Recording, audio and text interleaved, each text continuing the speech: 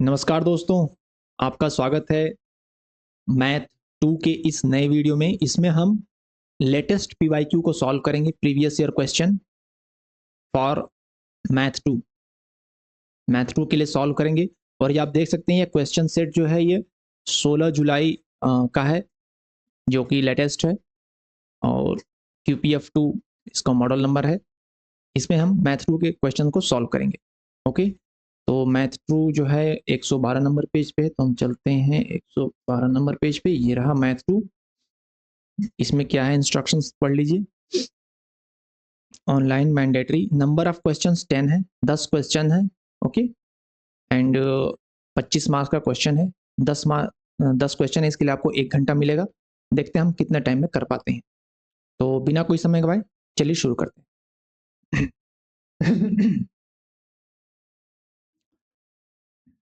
ये कुछ yes no data है 0 मार्क्स के। इसके बाद ये क्वेश्चन है, match the system of linear equations in column A with their number of solutions in column B and the geometric representation in column C. आइए देखते हैं। देखिए, ये इक्वेशंस हैं, ये इसके नंबर ऑफ सॉल्यूशंस हैं और इसका ज्योमेट्रिक रिप्रेजेंटेशन है। तो हम ये देखते हैं, x minus 2y minus z is equal to 8 and minus x plus 2y plus z is equal to 4। Okay,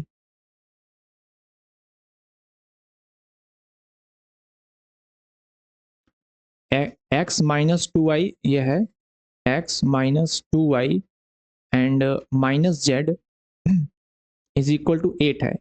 ठीक है, अब अगर हम दूसरा करें minus x plus 2y plus z, अगर इसमें हम -1 से मल्टीप्लाई कर दें तो ये हो जाएगा minus x and plus 2y plus z is equal to -8। जबकि दूसरा इक्वेशन है, सेम चीज़ है, minus x plus 2y plus z and इसकी वैल्यू 4 होनी चाहिए, जबकि इस इक्वेशन के अनुसार -8 होनी चाहिए। तो दोनों एक दूसरे का कंट्रोडिक्ट कर रहे हैं, इसका मतलब कि इसका नो सोल्यूशन होगा, पहले का नो सोल्यूशन, नो सोल्यूशन होगा।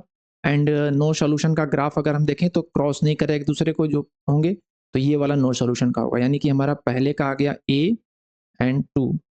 दूसरे का देखते हैं हम, x plus y minus z, x plus y minus z is equal to 3 and करा है x minus y plus z is equal to 3। Okay, तो यहाँ से अगर हम सॉल्व करना चाहें, दोनों को ऐड कर दें, तो ये हमारा y y कैंसिल हो जाएगा, z कैंसिल हो जाएगा और हमें मिल जाएगा 2x इज इक्वल टू 6, यानी कि x is equal to 3।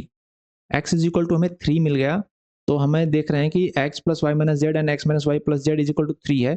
x is equal to 3 मिलने से एंड y एंड z की आप कोई भी वैल्यू रख सकते हैं, क्योंकि y जस्ट z का अपोजिट होगा। जैसे 3 plus 4 minus 4 is equal to 3 आएगा, एंड 3 माइनस 4 प्लस 4 भी 3 आएगा, एंड 3 प्लस 5 माइनस 5 भी 3 आएगा। तो मतलब y और z जो है एक दूसरे के अपोजिट हैं, x की वैल्यू फिक्स हो गई 3, आंसर आपको 3 आना है इधर। तो y एंड z दोनों एक दूसरे के अपोजिट हैं, जो भी आप y की वैल्यू रख लो, z का उसका अपोजिट रख लो, तो इस तरह से मेनी सोल्यूशन हो जाएंगे। तो दूसरे का हो जाएगा b एंड मेनी सोल्यूशन के लिए अब a ग्राफ हो जाएगा ये, यानी कि दूसरे का हो जाएगा b एंड फर्स्ट।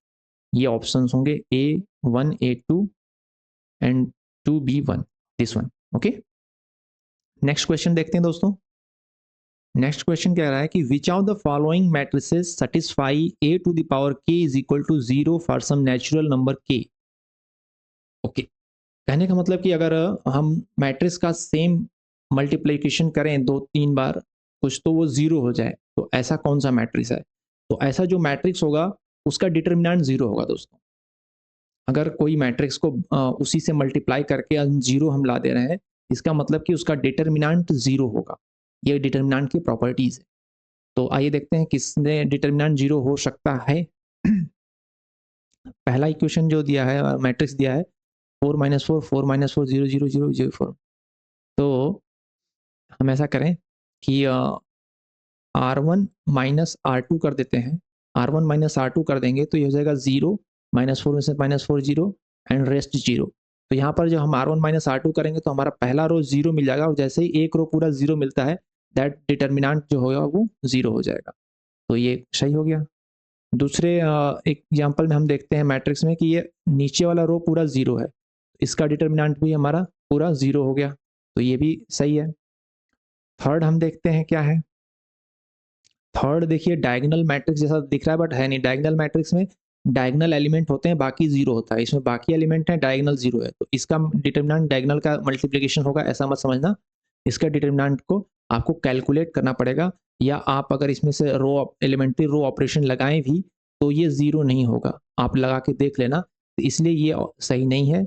एंड इसी तरह से जो सबसे नीचे वाला है, इसमें भी देखिए पूरा 0 नहीं, यहाँ पे 1 है, और ये 1 जो होगा कैंसिल नहीं हो पाएगा, आप इसको जो भी एलिमेंट्री रो ऑपरेशन लगा लेंगे। तो एलिमेंट्री रो ऑपरेशन लगा के आप देख लेना, इसका determinant is not equal to 0 होगा, ये भी इज नॉट इक्वल टू 0 होगा, ऊपर के दोनों ऑप्शन सही होंगे। ओके ओके, ये क्वेश्चन देखते हैं क्या कह रहा है दोस्तों। विच of the following subsets of R2 is R vector spaces with respect to the usual addition and scalar multiplication। तो R2 के वेक्टर स्पेस हैं और उसमें से पूछ रहा है कौन सही है respect to the usual addition and scalar multiplication. तो देखिए पहला जो है ये है 2x plus 3y is equal to 0। यह एक लीनियर कॉम्बिनेशन है, और लीनियर कॉम्बिनेशन जो होता है उससे हमें स्केलर मल्टीप्लिकेशन हो जाए, कोई उसका जो एक्सियम्स होते हैं स्केलर मल्टीप्लिकेशन वाले, या फिर जो एडिशन वाले होते हैं एक्सियम्स, उनसे कोई दिक्कत नहीं होगा, ये सारे एक्सियम्स को क्लियर कर जाएगा। जो भी एक्सियम्स होते हैं, जैसे दो वेक्टर ले लीजिए u प्लस वी, एंड उसमें अगर a से मल्टीप्लाई कर रहे हैं तो ए यू प्लस ए वी होना चाहिए। या एडिशन कर ले लें तो अगर v1 plus v two is equal to v two plus v one, उस सब सारी चीज़ें जो इसको फुलफिल करेंगी, क्योंकि ये सिंपल इक्वेशन है, 2x plus 3y is equal to 0, ये लीनियर कॉम्बिनेशन है, तो ये सारे एक्सियम्स को फुलफिल करेगा। इसमें जीरो वेक्टर भी होगा, इसमें 1 से मल्टीप्लाई करने पर यूनिट वेक्टर भी होगा, सेम वेक्टर मिलेगा, और जीरो वेक्टर भी होगा, 0,0 से ऐड करने पे हमें सब मिल जाएगा, मतलब सेम वेक्टर मिल जाएगा। तो ये सारे एग्जाम्स को फुलफिल करेगा, ये सही है, वेक्टर स्पेस है। सेकंड ऑप्शन कह रहा है कि y square is equal to 0, it means y is equal to 0 and y is equal to 0, तो x is equal to 2y, it means x is equal to also 0, तो x is 0 and y is 0, both are 0। And ये 0 vectors होता है, vector space में होता है, और इसमें हम इसके जो भी एक्सियम्स होंगे अगर जोड़ें एडिशन एंड मल्टीप्लिकेशन के, तो फुलफिल करेगा। मल्टीप्लिकेशन वाले में ऑलरेडी 0 हो जाएंगे, तो चाहे किसी में आप पहले से ऐड करके 0 से मल्टीप्लाई करें, या फिर जैसे भी आप कर लें, ये भी एक्सियम सारे क्लियर कर जाएगा एडिशन और मल्टीप्लिकेशन, क्योंकि 0,0 है, तो ये वेक्टर स्पेस का हिस्सा है R2 के। R2 का जो वेक्टर स्पेस होता है उसमें 0,0 उसका ओरिजिन होता है, तो ये वेक्टर स्पेस में है। ओके, नेक्स्ट जो कह रहा है, देखिए देखिए आपको पहचानना आना चाहिए वेक्टर स्पेस को कि कहाँ पे दिक्कत हो सकती है। ये सब चीज़ें तो बिल्कुल सिंपल थी। अब यहाँ पर देखिए दे रहा है कि x इज इक्वल टू 1, ये है प्रॉब्लमेटिक चीज। जहाँ पर आपको x की वैल्यू 1 कर दिया, यानी x की वैल्यू 1 फिक्स है, रेस्ट आप कुछ भी रख लो, तो यहाँ पे आपको जीरो वेक्टर नहीं मिलेगा। जीरो वेक्टर अगर आप बनाना चाहें तो x की वैल्यू आपको 1 रखनी ही पड़ेगी, अब बाकी एक ही जहाँ पर आप 0 रख देंगे, तो जैसे ही यूजुअल एडिशन आप करेंगे तो ये हो जाएगा 2,0। तो ये एडिशन, इसका जो यूजुअल एडिशन है तो वो 2,0 हो जाएगा, जो कि वेक्टर स्पेस का हिस्सा नहीं होगा, क्योंकि वेक्टर स्पेस के लिए x यहाँ पर आपको 1 चाहिए, तो यहीं पर ये फेल हो जाएगा। तो ऐसा आपको प्रॉब्लमेटिक कौन सा वेक्टर स्पेस है वो पहचानने आना चाहिए। जहाँ पर कोई एक वैल्यू फिक्स किया है वो कहीं ना कहीं प्रॉब्लम जरूर करेगा, आप उसको चेक करेंगे। तो जैसे एक्स की वैल्यू फिक्स कर दिया और यूजुअल एडिशन बोल रहा है, तो यूजुअल एडिशन में 1 + 1 2 हो जाएगा, जो कि वेक्टर स्पेस से बाहर हो जाएगा, तो ये वेक्टर स्पेस नहीं है। थर्ड वन क्या है, last one, 2x + 3y - 1 is equal to 0 and x - y is equal to 0। Let us solve it. ये हो जाएगा 2x + 3y is equal to 1, और इसमें हम अगर 2 से मल्टीप्लाई कर दें तो 2x - 2y is equal to 0, और हम ऐसे कर दें सोल्यूशन, तो ये हो जाएगा 5y is equal to 1 and y is equal to 1/5, और जैसे ही y इज इक्वल टू 1/5 हम यहाँ रखेंगे तो हमें मिल जाएगा x is equal to also 1/5। तो x की भी वैल्यू फिक्स हो गई, y की भी वैल्यू फिक्स हो गई, यानी x and y both are fix 1/5, 1/5। तो ये तो एक पॉइंट हो गया, वेक्टर स्पेस नहीं हुआ, वेक्टर स्पेस होने के लिए इसमें जीरो एलिमेंट होना चाहिए। जीरो एलिमेंट कहाँ से आएगा, कैसे आएगा, क्योंकि सिर्फ एक पॉइंट ही है। This equation satisfied to a point only, not a vector space. आप इसमें कुछ भी स्केलर एडिशन मल्टीप्लिकेशन करेंगे, इसका स्ट्रक्चर 1/5 से चेंज हो जाएगा, जो कि इसके डिफिनीशन के अगेंस्ट है। तो ये वेक्टर स्पेस नहीं है। डिफिनीशन ही इसका कह रहा है कि एक्स हमारी फिक्स है, वाई फिक्स है, तो इसमें और कोई वेक्टर आएगा ही नहीं। जैसे इसका वेक्टर स्पेस हुआ ही नहीं, this is a definition of A point. Okay okay, next question पे चलते हैं। ट्रू स्टेटमेंट पहचानना है। Any subset of A linearly independent set is a linearly independent set. Yes, कोई भी इंडिपेंडेंट सेट है, उसका कोई आप सबसेट निकालते हो, उसमें से कोई एक छोटा सा हिस्सा भी निकालते हो, वो भी इंडिपेंडेंट होगा। हाँ, अगर सुपर सेट करोगे तो उसमें कुछ ऐड करोगे तो जरूरी नहीं कि वो सब इंडिपेंडेंट हो, वो डिपेंडेंट हो भी सकता है और इंडिपेंडेंट भी हो सकता है, लेकिन जो सबसेट होगा, जो उसका छोटा पार्ट होगा, वो इंडिपेंडेंट होगा। नेक्स्ट क्या कह रहा है कि any super set of A spanning set is a spanning set. बिल्कुल सही बात है, जो स्पैनिंग सेट है स्पैन कर रहा है। जैसे मैंने जो मेरा थ्योरी वाला वीडियो अगर आप लोगों ने देखा होगा, उसमें मैंने एक ब्लेड वाला एग्जांपल लिया, पंखे का ब्लेड। आप जरूर देखना, बहुत अच्छे से एक्सप्लेन किया उसमें कि अगर पंखे के ब्लेड में अगर 3 ब्लेड लगे हुए हैं तो तीनों एक ही स्पेस को कवर कर रहे हैं। अगर आप 2 ब्लेड निकाल दो तो ये भी उसी स्पेस को कवर करेगा, तो इसमें अगर चौथा ब्लेड भी लगा दो तब भी ये उसी स्पेस को कवर करेगा। तो ये एग्जाम्पल मैंने उसमें दिया है, आप जरूर देखना, वहाँ आप रिलेट कर पाओगे कि सुपर सेट भी जो होगा वो स्पैनिंग सेट होगा। Any subset of A basis is a basis. Basis का सबसेट बेसिस होगा नहीं, बेसिस खुद ही मिनिमम स्पैनिंग सेट होता है। तो मिनिमम स्पैनिंग सेट में से अगर आप छोटा पार्ट निकालोगे तो स्पैन ही नहीं करेगा, तो ये गलत होता है। एनी सुपर सेट ऑफ ए सब स्पेस इज ए सब स्पेस। सब स्पेस है, उसका कोई आप सुपर सेट लेते हैं, उसमें कुछ ऐड कर देते हैं तो जरूरी नहीं कि वो सब स्पेस हो, क्योंकि उसकी प्रॉपर्टीज चेंज भी हो सकती हैं और वो सब स्पेस कहने का मतलब वो इस वेक्टर स्पेस से बाहर भी जा सकता है। तो इसलिए सुपर सेट ऑफ ए सब स्पेस जरूरी नहीं कि सब स्पेस हो।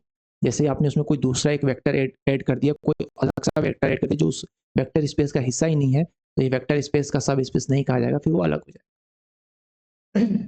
ओके गाइस, चलें नेक्स्ट क्वेश्चन पे।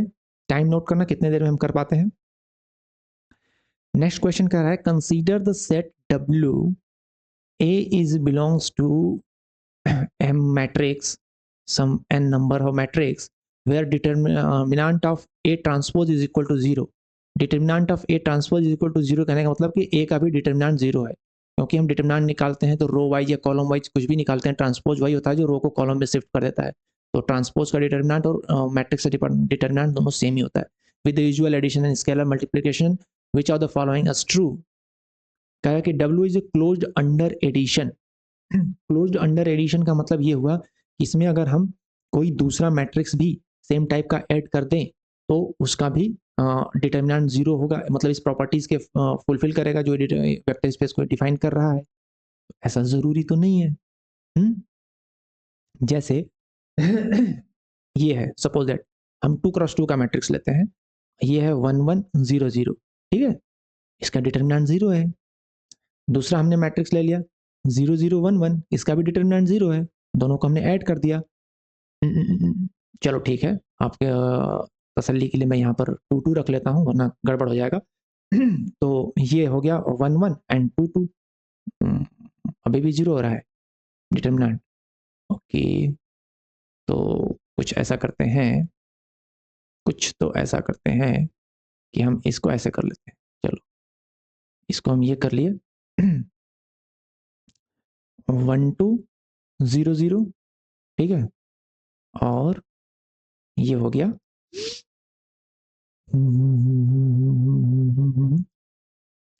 इसे हम ले लेते हैं 0 0 2 3, ठीक है। अब देखो दोनों का डिटर्मिनेंट 0 है और दोनों को ऐड कर दिया तो हो गया 1 2 2 3, और डिटर्मिनेंट हो जाएगा 3 -4 यानी -1, तो डिटर्मिनेंट 0 नहीं हुआ। ओके,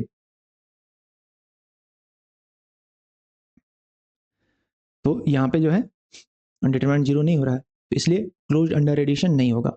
हाँ, W is closed under scalar multiplication. Yes, अगर आप स्केलर से मल्टीप्लिकेशन करते हैं तो उसका डिटरमिनेंट सेम का सेम रहेगा, 0 ही रहेगा, तो ये फॉलो करेगा। W इज ए वेक्टर स्पेस गलत हो जाता है क्योंकि नहीं फॉलो कर रहा है अंडर एडिशन वाला, नॉट ए वेक्टर स्पेस सही हो जाएगा। ओके ठीक है, तो नेक्स्ट क्वेश्चन पे चलते हैं। ओके बहुत बढ़िया क्वेश्चन है, question level short answer question. A matrix दिया है, what is the determinant of half of a matrix. Okay इस मैट्रिक्स का हाफ का डिटरमिनेंट होता है, मतलब हाफ से जो सब में मल्टीप्लिकेशन हो जाएगा, और एक बड़ा नंबर दिया है, इसको हम ए बी सी मान करके थोड़ा सा सॉल्व करते हैं। देखिए इसमें नंबर क्या क्या है, 20, तो 2021, 2022, 2023 और 2024। तो हम ऐसा मान लेते हैं 2021, 2022, 2023 एंड 2024। इसको हम कर लेते हैं ए, इसको बी, इसको सी और डी, और इसको मैट्रिक्स बना लेते हैं।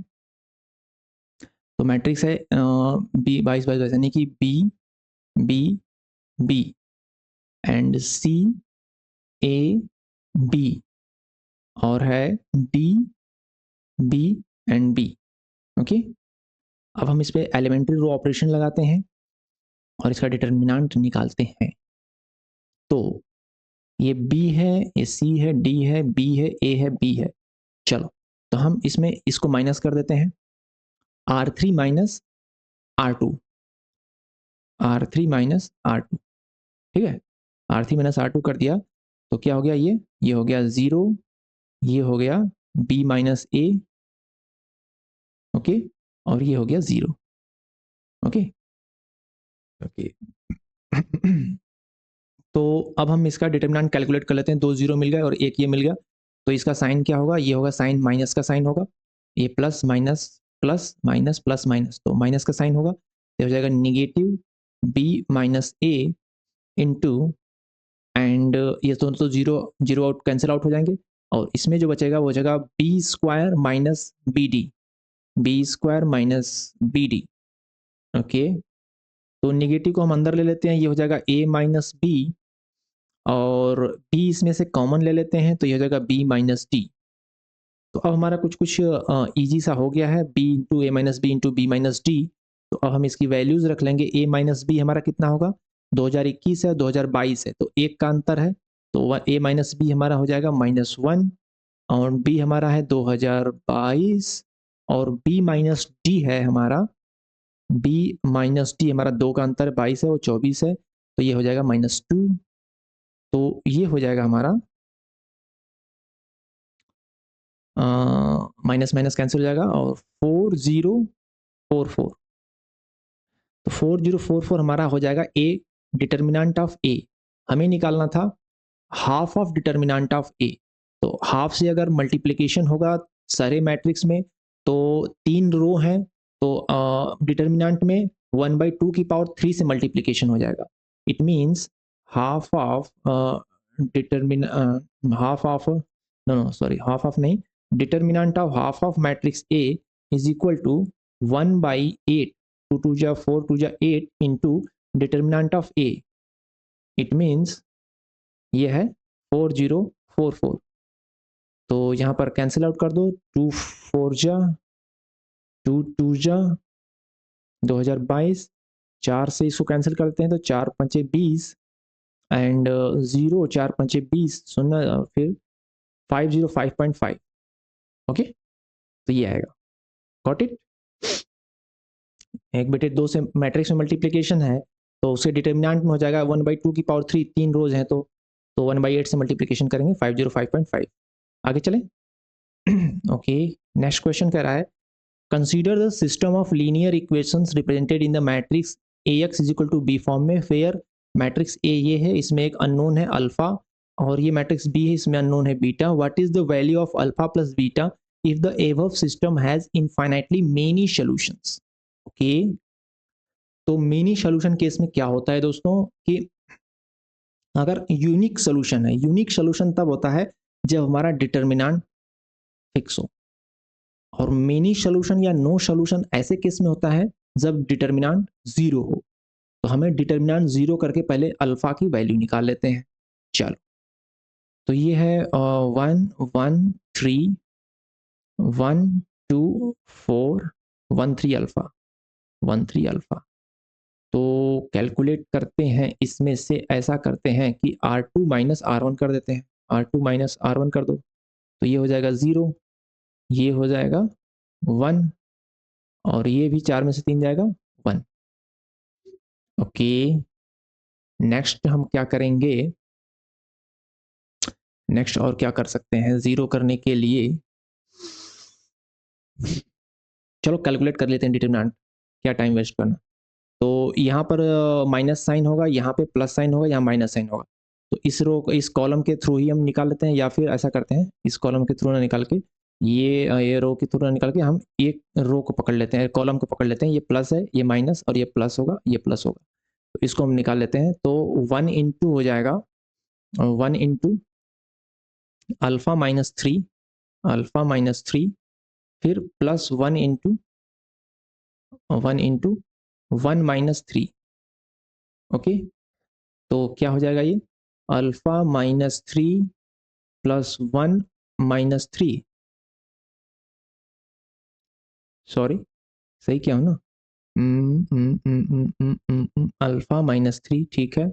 और इस वाले में आएगा तो 1 माइनस 3, ठीक है। अल्फा माइनस 3 प्लस 1 माइनस 3, तो क्या हो जाएगा ये हो जाएगा -2 alpha minus 5 is equal to 0। So alpha is equal to 5, alpha is equal to 5 आ गया दोस्तों, ठीक है। हम यहाँ पर एक पेज ऐड कर लेते हैं, ब्लैंक पेज, तो ज़्यादा अच्छा रहेगा। ठीक है, अल्फा इज इक्वल टू 5 आ गया। अब हमें बीटा की वैल्यू निकालनी, ओके। तो कैसे निकालेंगे, हमें इक्वेशंस बनाने होंगे। इक्वेशंस हमें बनाने होंगे। चलो ऑगमेंटेड मैट्रिक्स बना लेते हैं। अल्फा की वैल्यू 5 आ गई है, ऑगमेंटेड मैट्रिक्स बना लेते हैं। इसको मैं ले लेता हूँ,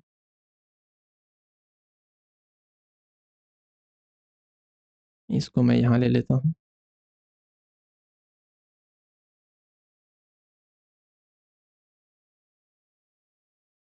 तो हमारा जो ऑगमेंटेड मैट्रिक्स बनेगा वो बनेगा 1 1 3 1 2 4 1 3 5, और इधर हो जाएगा 2 3 बीटा, ठीक है। तो अब हम निकालेंगे अल्फा।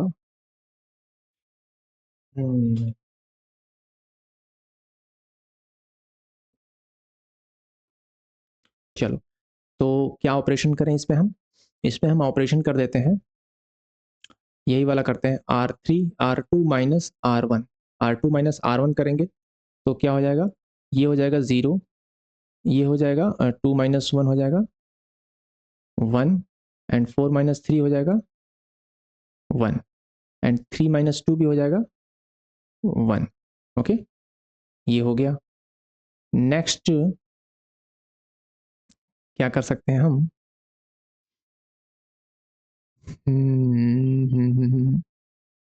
चलो ये कर लेते हैं, R3 माइनस R1 कर लेते हैं। तो ये भी हो जाएगा 0, और 3 माइनस 1 हो जाएगा 2, एंड 5 माइनस 3 हो जाएगा 2, एंड ये हो जाएगा बीटा माइनस 2। ओके, तो अब देखिए ये 1 है, ये 1 है, तो 1 है वैल्यू, तो ये 2 है, ये 2 है, तो ये b माइनस 2 है। ओके, तो अब हम क्या करेंगे कि यहाँ से हमें ये वैल्यू कंपेयर करें अगर, तो क्या मिल जाएगी, अगर हम इसमें R2 इंटू 2 कर देते हैं, 2 इंटू R2 में 2 का मल्टीप्लाई कर दें तो क्या हो जाएगा, R2 में 2 का मल्टीप्लाई कर दें तो एलिमेंट्री रो ऑपरेशन में हम कर सकते हैं ऐसा, ये 2 हो जाएगा, ये 2 हो जाएगा, और ये 2 हो जाएगा।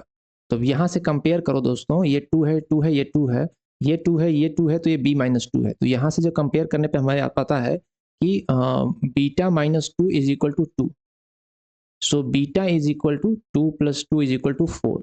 ओके, एंड अल्फा हमने कैलकुलेट किया था 5, तो अल्फा प्लस बीटा हो गया 5 plus 4 is equal to 9। Okay, alpha plus beta पूछ रहा है, that will be 9। Okay, next question पे चलें। What is the dimension of vector spaces for the given sub questions? Question दिए हैं उसमें डायमेंशन पूछा जा रहा है। ओके, V1 एक वेक्टर स्पेस है, इसमें एक्स वाई जेड है, R3 में बिलोंग करता है, और ये ऐसा है कि 2x plus 3y is equal to 0 है और 2z plus 3x is equal to 0 है।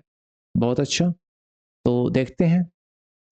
2x plus 3y is equal to 0, it means y is equal to क्या हो गया, -2x डिवाइडेड बाई 3।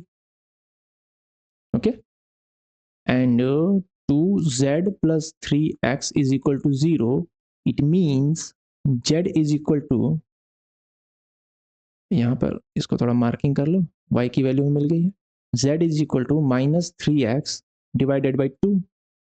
तो हमें z की भी वैल्यू x टर्म में मिल गई और y की भी वैल्यू x टर्म में मिल गई। मतलब हमें x की वैल्यू फिक्स करते ही हमारा y और z ऑटो में फिक्स हो जा रहा है। इट मीन्स कि हमारे पास सिर्फ फ्री वेरिएबल एक है, दो डिपेंडेंट वेरिएबल है, और इस हिसाब से हमारा जो है डायमेंशन तो 1 होना चाहिए। ओके, और अगर हम x को मान लेते हैं, सपोज दैट x को हम 1 मान लेते हैं, x को हमने 1 मान लिया, तो हमारा y क्या हो जाएगा, डायमेंशन आप निकालते हैं ना, बेसिस बनाते हैं ना, बेसिस बना के डायमेंशन निकालते हैं। तो x को हमने 1 मान लिया, तो y हमारा हो जाएगा -2/3 एंड z हो जाएगा हमारा -3/2। ये इसका बेसिस हो जाएगा। तो डायमेंशन इसका 1 हो गया, क्योंकि बेसिस में एक ही एलिमेंट आ रहे हैं, दूसरा बार हम कुछ नहीं कर पाएंगे, इसी को 0 और 1 नहीं कर पाएंगे। एक बार इसको 1 किया तो सब फिक्स हो गया, 0 करेंगे तो सारे 0 हो जाएंगे, फिर तो वो कोई बेसिस नहीं होगा, उससे कुछ स्पेन नहीं होगा। ये हमारा एक बेसिस है, डायमेंशन 1 है। ठीक है, ओके। नेक्स्ट क्वेश्चन वेक्टर 2 कह रहा है कि ए मैट्रिक्स है 3x3 का, sum of the diagonal entries of A is 0 and sum of the each row is 0 with usual addition and scalar multiplication of matrices. बहुत अच्छा क्वेश्चन है दोस्तों, आइए देखते हैं। जो 3x3 की मैट्रिक्स होती है वो होती है A B C D E F G H and I, इस फॉर्म में होती है। और ये कंडीशन कह रहा है कि इसमें सम ऑफ द डायगोनल एंट्रीज 0 होना चाहिए, सम ऑफ द ईच रो 0 होना चाहिए। तो हम देखते हैं कि हमें ये मैट्रिक्स का फॉर्मेट कैसा होगा, फिर उसके हिसाब से बेसिस बनाएंगे, फिर डायमेंशन कैलकुलेट करेंगे। ओके, तो हमें सम ऑफ द डायगोनल एंट्रीज को 0 रखना है। तो हम अगर इसको ए रखते हैं सपोज दैट, और दूसरा डायगोनल हम, या डायगोनल क्या, हम रो वाइज चलते हैं, तो हमने ए रखा, तो हमने अगर इसको बी रखा, तो हमारा ये वाला जो एलिमेंट होगा वो होगा -a-b। रो वाइज 0 होना चाहिए, रो एडिशन भी 0 होना चाहिए, डायगोनल एंट्री भी 0 होनी चाहिए। ठीक है, तो ये ए हो गया, ये बी हो गया, ये -a-b हो गया। सेकेंड टाइप हमारा ए बी हो गया, हम सी अब रखेंगे इसको। ओके, इसको हमने डी रखा।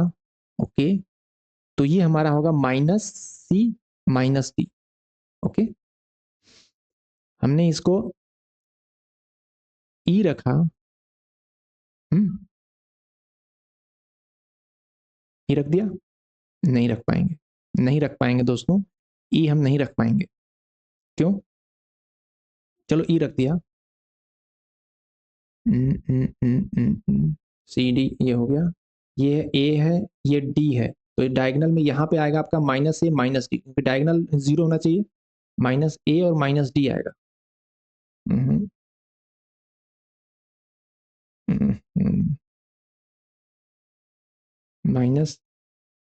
-a एंड -d आएगा, क्योंकि डायगोनल सम भी 0 होना चाहिए। तो ये -a-d है, तो यहाँ पे आपका आएगा ए और डी आएगा क्या, ए एंड डी आएगा क्या, एक मिनट,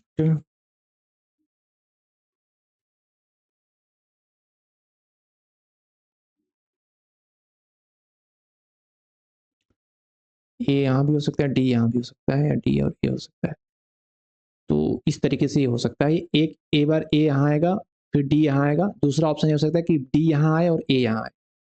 तो इस तरीके का ये कॉम्बिनेशन बनेगा, इसमें रो के सम 0 होना चाहिए और डायगोनल के सम 0 होने चाहिए। ओके, तो इसका हमें बेसिस बना करके फिर हमें कैलकुलेट करना होगा डायमेंशन। तो आइए बेसिस बनाते हैं।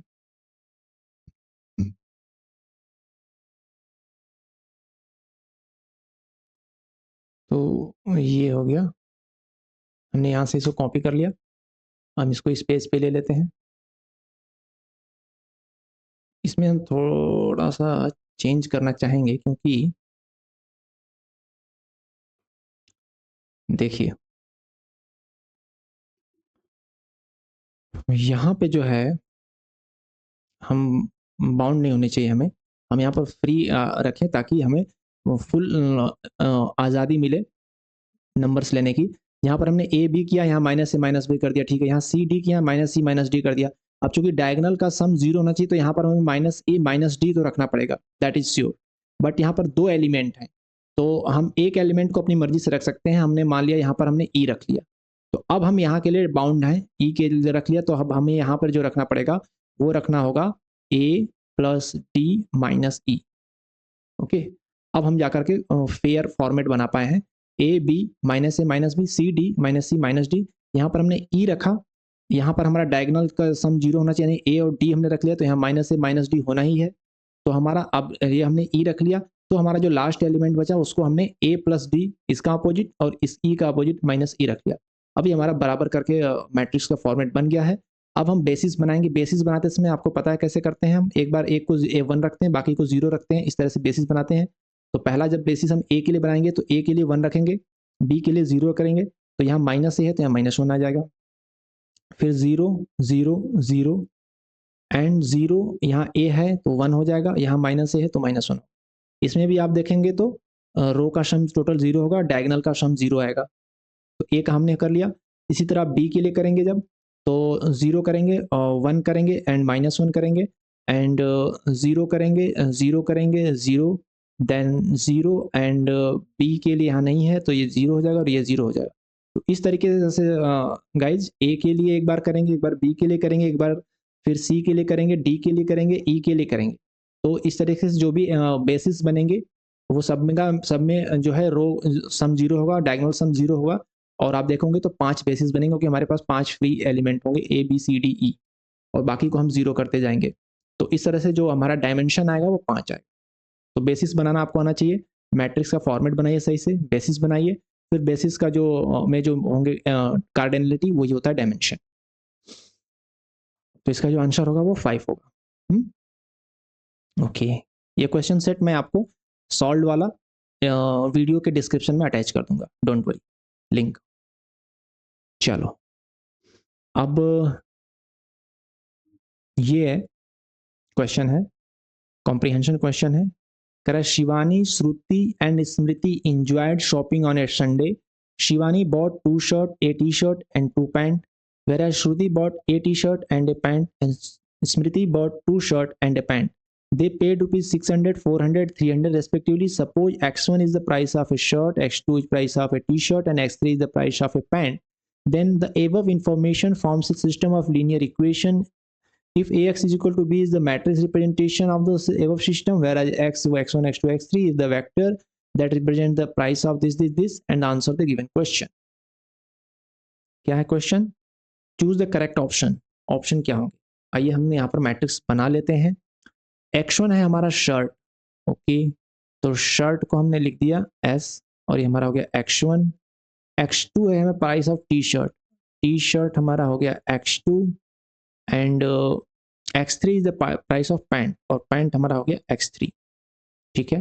तो अब क्या खरीदा? Shivani bought 2 shirt, 2 shirt, a T shirt, 1 T shirt and 2 pant, okay.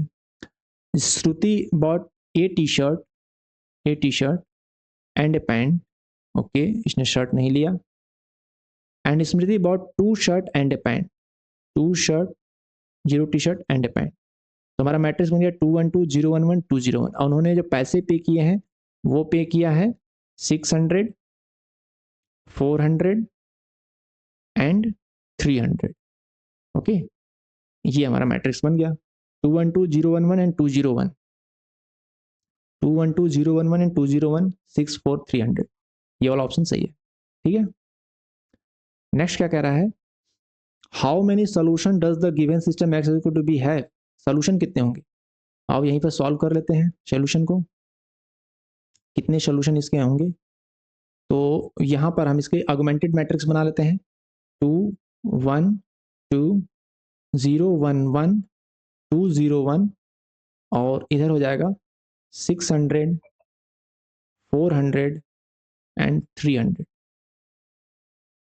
तो कौन सा ऑपरेशन लगाएं, ऑपरेशन ये लगा देते हैं हम, R1 minus R2, R1 minus R2 कर दो, ये 1 1 जाएगा 0, 2 में से 1 जाएगा 1, एक मिनट इसको हमें चेंज करने दो, ठीक है, 2 में से 1 जाएगा 1, और 600 में से 400 जाएगा तो ये हो जाएगा 200।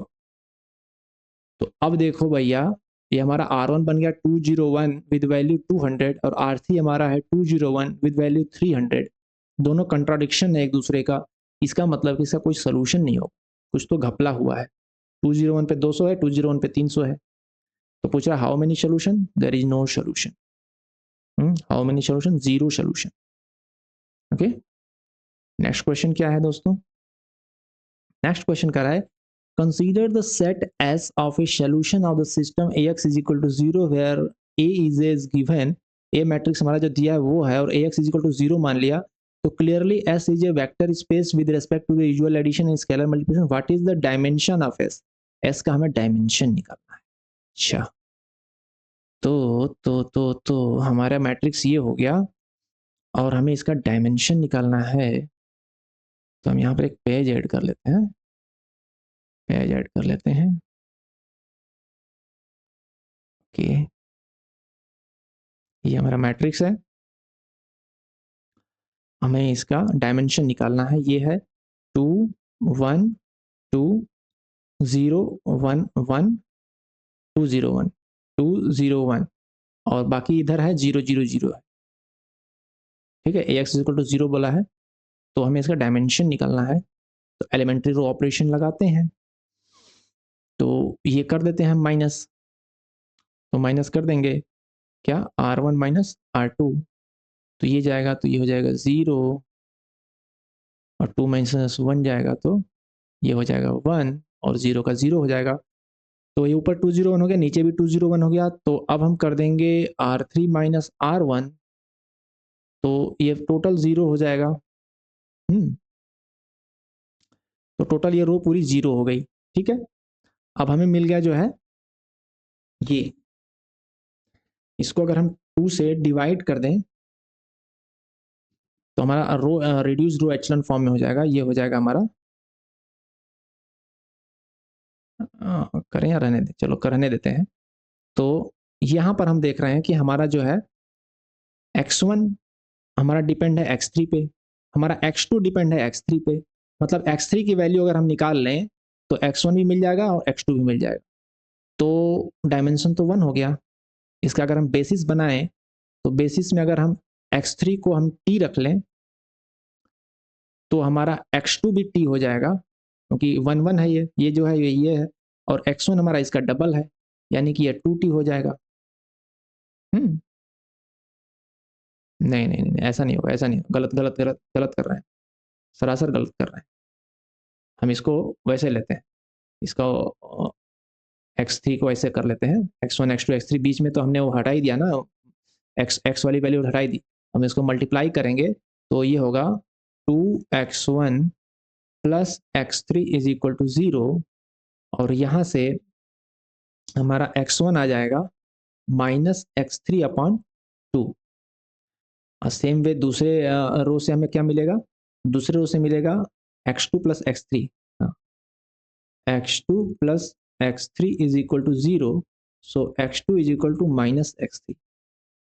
तो x3 की वैल्यू अगर हम एक निकाल लें तो हमें x1 और x2 मिल जाएगा। तो हमारा बेसिस तो एक ही बनेगा, x3 को हमने 1 मान लिया, तो हमारा x1 हो जाएगा -1/2, और x2 हो जाएगा -1, और x3 हो जाएगा 1।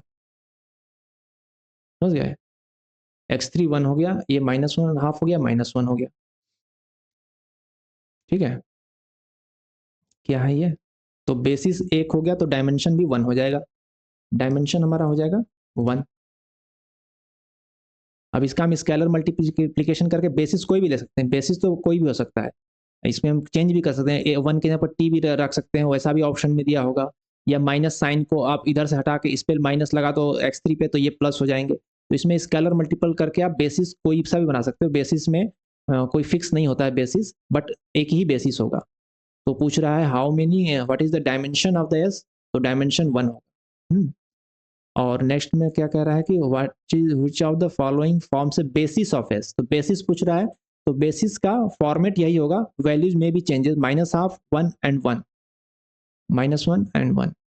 तो बेसिस होगा, देखिए यहाँ पे साइन चेंज कर दिया, हाफ एंड 1 एंड -1 कर दिया है, और वहाँ पे हमारा था -12 -1 एंड 1, तो इसमें -1 से स्केलर से मल्टीप्लाई कर दिया है, तो उससे कोई दिक्कत नहीं पड़ता, आपका बेसिस कोई भी हो सकता है, लेकिन फॉर्मेट यही रहेगा, तो इसी रेशियो में रहेगा। तो ये -1 हो गया, तो ये निगेटिव इसका हो जाएगा -1, और निगेटिव हाफ था तो ये हाफ हो जाएगा, तो बेसिस ये होगा और डायमेंशन 1 होगा। ठीक है, नेक्स्ट क्वेश्चन क्या कह रहा है, what is the rank of, okay, rank पूछ रहा है, रैंक क्या होती है, नॉन जीरो रो, नॉन जीरो रो को रैंक कहते हैं। अभी हमने इसका जो पढ़ा था वीडियो में, उसमें पढ़ा था कि डायमेंशन और रैंक एक ही होता है, लेकिन यहाँ पर आप थोड़ा सा फर्क देखेंगे, dimension is the cardinality of basis, जबकि रैंक होती है नॉन जीरो रो। तो हमारी नॉन जीरो रो कितनी थी, यहाँ पर देखिए, एक रो पूरी जीरो हो गई, दूसरे में इसमें भी हमारा पिवोट एंट्री अगर 2 से हम भाग दे दें तो ये हमें मिल जाएगा 1, और ये हाफ मिल जाएगा, पिवोट एंट्री है, और इसमें एक पिवोट एंट्री है, 2 पिवोट एंट्री हमें मिल रही है, तो रैंक इसकी 2 होगी, रैंक इसकी 2 होगी। डायमेंशन 1 है लेकिन रैंक 2 होगी, ध्यान रखिए, डायमेंशन 1 है लेकिन रैंक 2 होगी। 2 पिवोट एंट्री मिल रही है, तो यहाँ पर आपको देखने को मिला कि rank is not equal to dimension. Dimension होता है cardinality of basis, whereas rank is the number of pivot entry in reduced row echelon form। तो यहाँ पे ये क्वेश्चन सेट खत्म होता है। बहुत बहुत धन्यवाद आपका। अगर आप चाहते हैं कि और भी मैं क्वेश्चन सेट के सॉल्यूशंस ले आऊँ और आपके लिए और भी कंटेंट बनाता रहूँ, तो चैनल को आप सब्सक्राइब करिए, लाइक करिए, लोगों के साथ शेयर करिए, तो मुझे मोटिवेशन मिलेगा, मैं और बनाऊंगा, वरना मेरा सब्जेक्ट है नहीं, मैं डिप्लोमा में हूँ, तो मैं अपना सब्जेक्ट पर ध्यान दूंगा। Thank you.